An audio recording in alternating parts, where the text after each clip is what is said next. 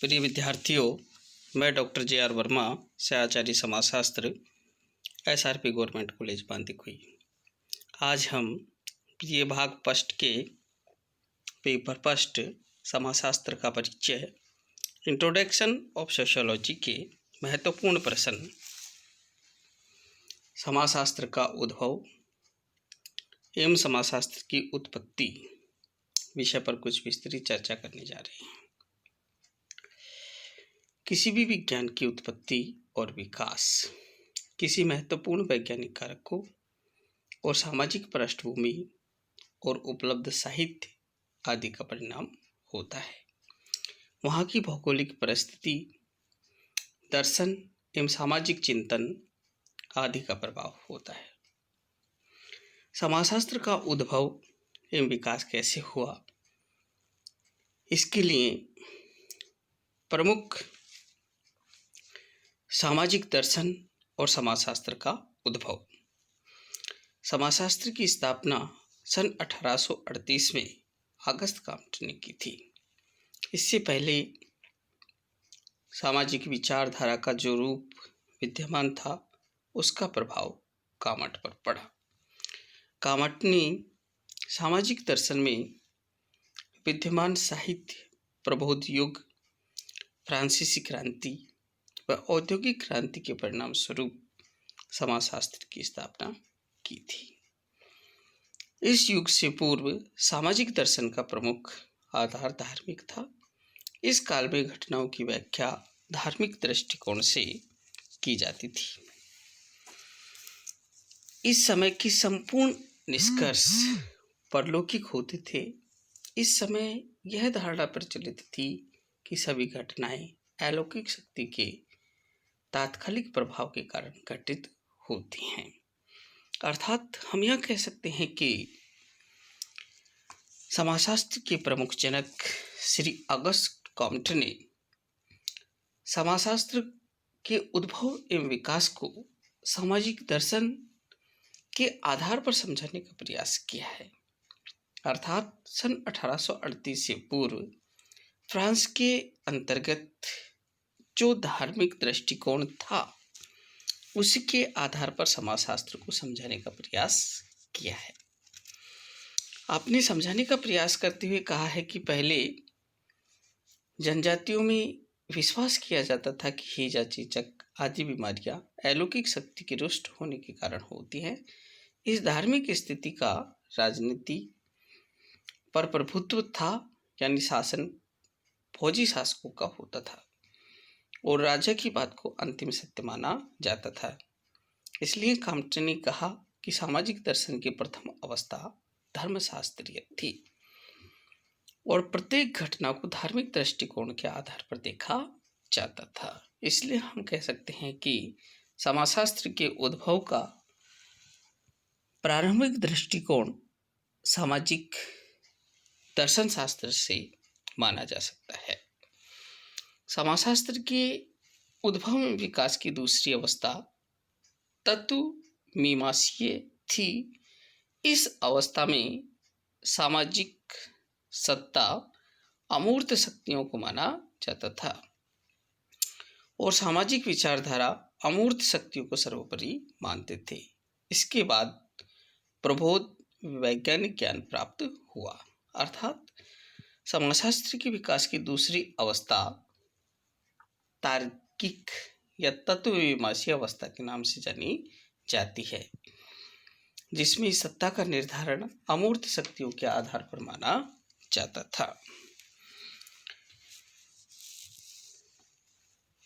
समाजशास्त्र के उद्भव एवं विकास की तीसरी अवस्था, जिसे हम नए समाज विज्ञान का प्रारंभिक रूप भी कह सकते हैं, वैज्ञानिक अन्वेषकों, औद्योगिक क्रांति व राजनीतिक उथल पुथल के फलस्वरूप सामाजिक संरचना काफी कुछ बदल चुकी है। अतः परिवर्तित सामाजिक संरचना के विश्लेषण के लिए नए समाज विज्ञान की आवश्यकता है। इस नवीन विज्ञान में प्राकृतिक विज्ञानों में प्रयुक्त होने वाली पद्धतियों को काम में लिया जाना चाहिए। आज की बदलती हुई परिस्थितियों में कल्पना एवं तर्क पर आधारित धार्मिक दर्शन विवेचन का कोई महत्व नहीं रह गया है। सेंट साइमन ने अपने तर्कों को मूर्त रूप देने के लिए ऑगस्ट कम्ट के साथ मिलकर सामाजिक जीवन का अध्ययन करने हेतु एक नवीन विज्ञान सामाजिकी भौतिकी को विकसित करने का नाम दिया, जिसे कम्ट ने भौतिकी दर्शन का नाम दिया था। अर्थात हम यहाँ समाजशास्त्र के उद्भव की स्थिति पर धार्मिक अवस्था, तात्विक अवस्था या तार्किक अवस्था तथा वैज्ञानिक अवस्था आदि पर कुछ विस्तृत चर्चाएं की हैं, जिनके माध्यम से समाजशास्त्र का उद्भव देखा जा सकता है। जहाँ एक और समाजशास्त्र के उद्भव की बात आती है, तो वहीं हमारा एक और महत्वपूर्ण प्रश्न जिस पर ध्यान जाता है कि समाजशास्त्र की उत्पत्ति कैसे हुई, अर्थात समाजशास्त्र के उद्भव के साथ साथ समाजशास्त्र की उत्पत्ति किस आधार पर देखी जा सकती है। सर्वप्रथम सन 1838 में फ्रांस के प्रसिद्ध विद्वान श्री ऑगस्ट कम्ट ने इस विज्ञान को सोशियोलॉजी का नाम दिया। यह लैटिन भाषा के शब्द सोशियस एवं ग्रीक भाषा के शब्द लोगस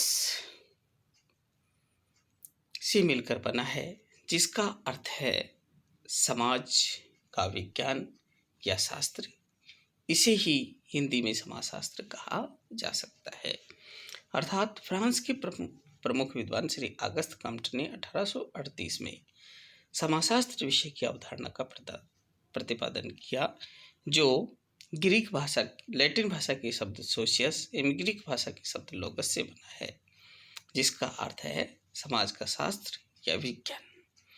समाजशास्त्र की उत्पत्ति की विभिन्न अवस्थाओं को देखें तो हम समाजशास्त्र के विकास की प्रथम अवस्था वह है, साधारणतः यह माना जाता है कि समाजशास्त्र के विकास की सर्वप्रथम अवस्था यूरोप से प्रारंभ हुई,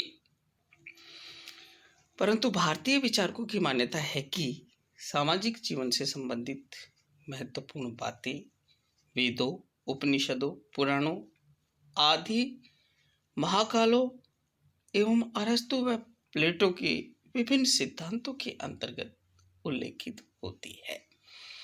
अर्थात सन 1838 से पूर्व की स्थिति को हम देखें तो समाजशास्त्र के विकास की प्रथम अवस्था सामान्यतः यूरोप से प्रारंभ मानी जा सकती है, परंतु भारतीय समाज व्यवस्था के अंतर्गत देखें तो हम कह सकते हैं कि सामाजिक जीवन से संबंधित महत्वपूर्ण बातें वेदों, उपनिषदों, पुराणों आदि महाकाव्यों के अंतर्गत देखने को मिलता है। इसके साथ साथ समाजशास्त्री विकास की द्वितीय अवस्था 6वीं शताब्दी से 13वीं शताब्दी की अवस्था है। समाजशास्त्र की विकास की द्वितीय अवस्था मानी जाती है। इस काल में समस्याओं को समझने के लिए धर्म और दर्शन का सहारा लिया जाता था और 13वीं शताब्दी में सामाजिक घटनाओं को समझने के लिए तार्किकता का सहारा लिया गया। इस अवस्था में मनुष्य को एक सामाजिक प्राणी माना और सामाजिक जीवन के लिए सरकार व राज्य भी महत्वपूर्ण है। इस काल में समाज को परिवर्तनशील माना गया है और इस परिवर्तन के पीछे नियम, सामाजिक क्रियाएं व शक्तियां कार्य करती हैं। इसलिए सामाजिक घटनाओं को समझने के लिए प्राकृतिक विज्ञान की पद्धतियों को प्रयोग में लाया जाना चाहिए। अर्थात हम यह कह सकते हैं कि समाजशास्त्र के विकास की द्वितीय अवस्था सामान्यतः 13वीं शताब्दी के प्रारंभ से मानी जा सकती है और इस शताब्दी के अंतर्गत घटनाओं का अध्ययन करने के लिए तार्किकता का विशेष सहारा लिया जाता था और समाज के अंतर्गत परिवर्तन की स्थिति को भी दर्शाने का प्रयास सामान्यतः इसके अंतर्गत किया गया है। अर्थात तार्किक स्थितियों के साथ साथ समाज में परिवर्तन को विशेष महत्व प्रदान किया गया है और सामाजिक घटनाओं का अध्ययन करने के लिए सामान्यतः अन्य प्राकृतिक विज्ञानों के समान पद्धतियों को प्रयोग में लिया जाना चाहिए। समाजशास्त्र के विकास की यहाँ हम तृतीय अवस्था की बात करें तो इस अवस्था का प्रारंभ 15वीं शताब्दी में हुआ माना जाता है। इस अवस्था में सामाजिक घटनाओं के अध्ययन के लिए वैज्ञानिक पद्धतियों को प्रयोग में लाया गया। आपने कहा कि जिस प्रकार अर्थशास्त्र, राजनीति शास्त्र आदि में वैज्ञानिक पद्धतियों को प्रयोग में ली जाती हैं, तो ठीक उसी प्रकार समाजशास्त्र में भी वैज्ञानिक पद्धतियों को प्रयोग में लिया जाना चाहिए। दिन प्रतिदिन की घटनाओं का अध्ययन करने के लिए इन्हीं पद्धतियों को प्रयोग में लिया जाता है।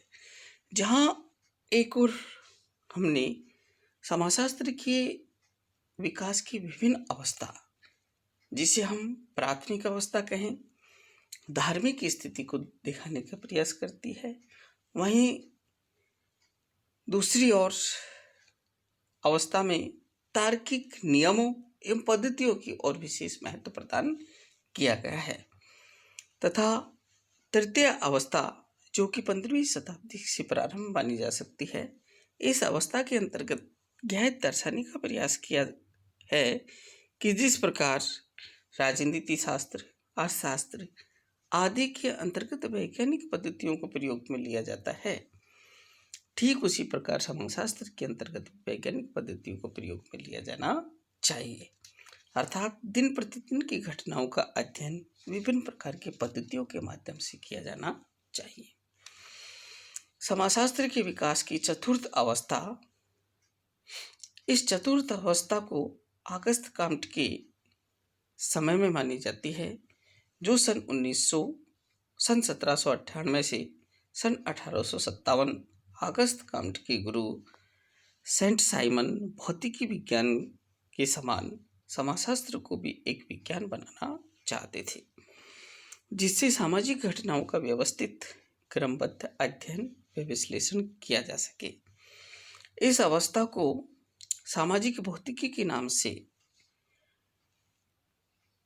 सन 1838 में समाजशास्त्र का नाम दिया गया था। आपने कहा कि सामाजिक घटनाओं का अध्ययन भी प्राकृतिक घटनाओं की समान पद्धतियों के अनुसार किया जाना चाहिए। John Stuart Mill, Emmanuel Durkheim ने भी सामाजिक प्रतिनिधानों का विज्ञान, मैक्स वेबर ने सामाजिक क्रिया का सिद्धांत एवं स्पेंसर का सिद्धांत